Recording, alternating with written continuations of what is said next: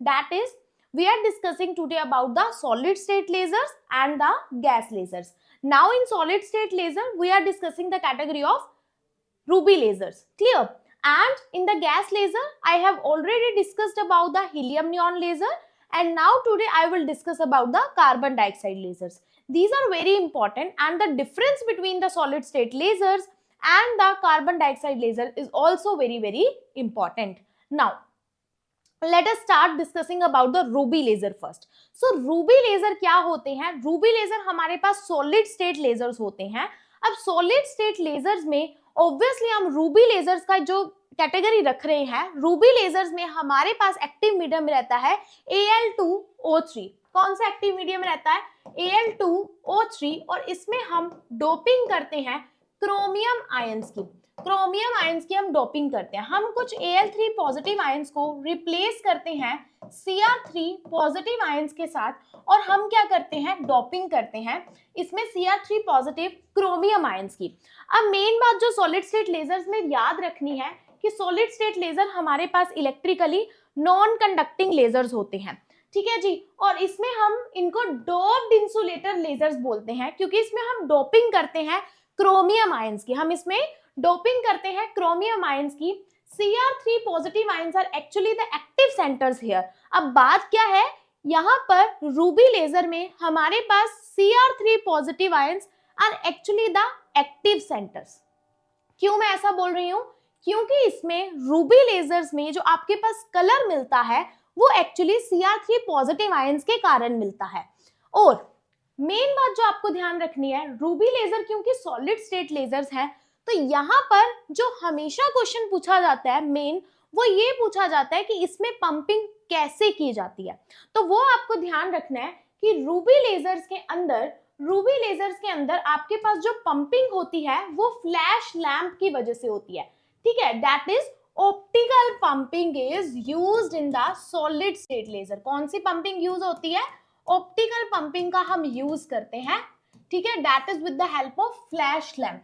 लेकिन यहाँ पर बच्चे एक डिसएडवांटेज आता है. वो डिसएडवांटेज क्या रहता है रूबी लेजर में कि इसमें हीट प्रोड्यूस हो जाती है, इसलिए हमें कूलेंट अरेंजमेंट का वो करना पड़ता है, कूलिंग अरेंजमेंट प्रोवाइड करना पड़ता है रूबी लेजर में, ठीक है. क्योंकि इसमें क्या हो जाती है? हीटिंग प्रोड्यूस हो जाती है. और ये क्या है रूबी लेजर? ये है 3 level laser. Solid state laser है और ये है हमारे पास 3 लेवल लेजर, ठीक है. और इसीलिए 3 लेवल लेजर में क्योंकि ग्राउंड स्टेट और लोअर लेजर लेवल सेम ही लेवल है, 3 लेवल में ग्राउंड स्टेट और लोअर लेजर लेवल सेम ही है. एक मेटास्टेबल स्टेट है और एक हायर एनर्जी स्टेट है. तो इसमें हमारे पास ड्रॉबैक क्या रहता है? वो ये रहता है कि इसमें पॉपुलेशन इन्वर्जन को अचीव करना मुश्किल हो जाता है, क्योंकि इसमें जो लेवल है ग्राउंड स्टेट वो जल्दी से पॉपुलेट हो रहा है और ऊपर वाला जल्दी डिपॉपुलेट हो रहा है. तो बार बार पॉपुलेशन इन्वर्जन को अचीव करना मुश्किल रहता है, इसीलिए इसमें हमें हाई एनर्जी पंपिंग सोर्स का यूज करना पड़ता है. इसीलिए रूबी लेजर हमारे पास स्पाइक्स की वेज में, दैट इज पल्स्ड आउटपुट दे पाता है. कैसी आउटपुट दे पाता है? पल्स्ड आउटपुट दे पाता है, ना कि हमें कंटिन्यूस आउटपुट मिलती है, क्योंकि क्या है? ये 3 लेवल लेजर है.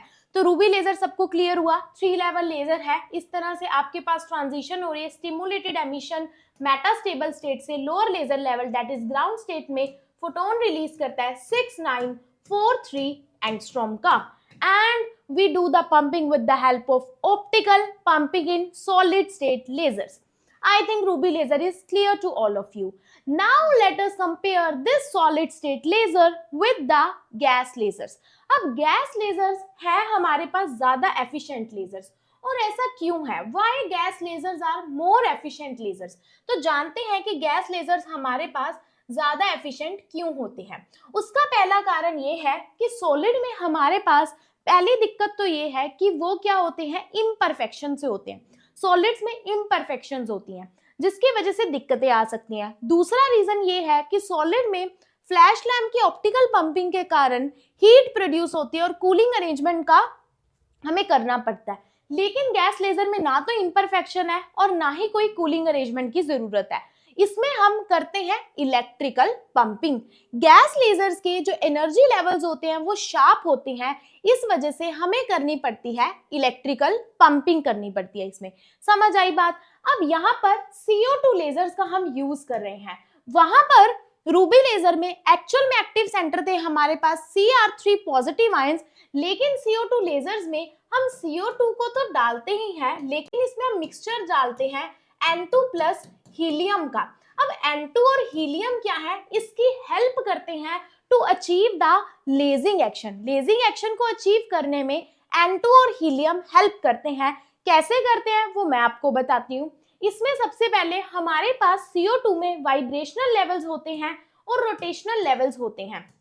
इस तरह से stretch mode, bending mode, asymmetric mode, rotational mode present होते हैं। ठीक है जी।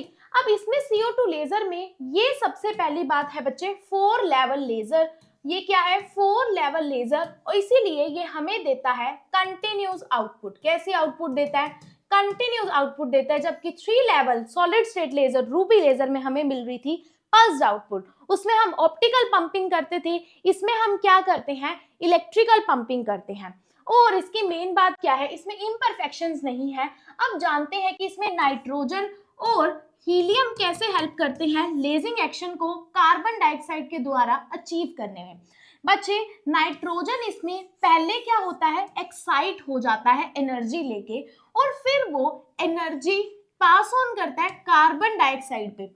क्योंकि यहाँ पर कोलिजन होती है और क्योंकि इनके लेवल्स सेम ही एनर्जी पे लाई करते हैं, तो ये nitrogen atom easily carbon dioxide के एटम्स को कोलिजन के द्वारा एनर्जी देके उनको पॉपुलेट करता है और पॉपुलेशन इन्वर्जन अचीव करवाने में कोशिश करता है। तो नाइट्रोजन का तो यहाँ पे ये काम है कि वो इजीली पॉपुलेशन इन्वर्जन अचीव करवाने में हेल्प करता है कार्बन डाइऑक्साइड की। अब यहाँ पर इसका क्या काम है, हीलियम का। हीलियम का कार्बन डाइऑक्साइड में काम क्या है, हीलियम का काम ये है कार्बन डाइऑक्साइड लेजर्स में कि यहाँ पर क्योंकि ये 4 लेवल लेजर है, तो इसमें लोअर लेजर लेवल और ग्राउंड स्टेट दोनों डिफरेंट है। ये ग्राउंड स्टेट है और ये लोअर लेजर लेवल है। अब ये दोनों डिफरेंट है, तो इसीलिए हमें लोअर लेजर लेवल को डीपॉपुलेट करके ग्राउंड स्टेट में भेजना है, ताकि पॉपुलेशन इन्वर्जन अचीव रह सके, कंटिन्यूस आउटपुट मिल सके। तो हीलियम एटम का क्या काम है, हीलियम एटम कार्बन डाइऑक्साइड के एटम्स को लोअर लेजर लेवल में अकोमुलेट नहीं होने देते हैं, उन्हें जल्दी से जल्दी नीचे भेज देते हैं ग्राउंड स्टेट में, और पॉपुलेशन इन्वर्जन को स्टेबली अचीव करने में हमारी हेल्प करते हैं।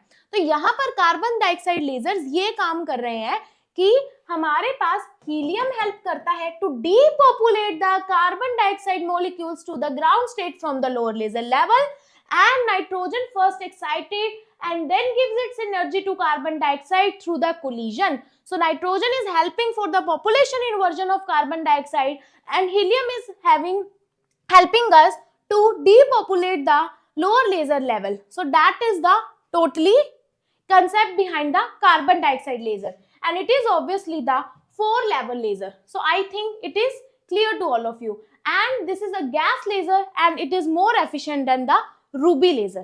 Clear all of you? Now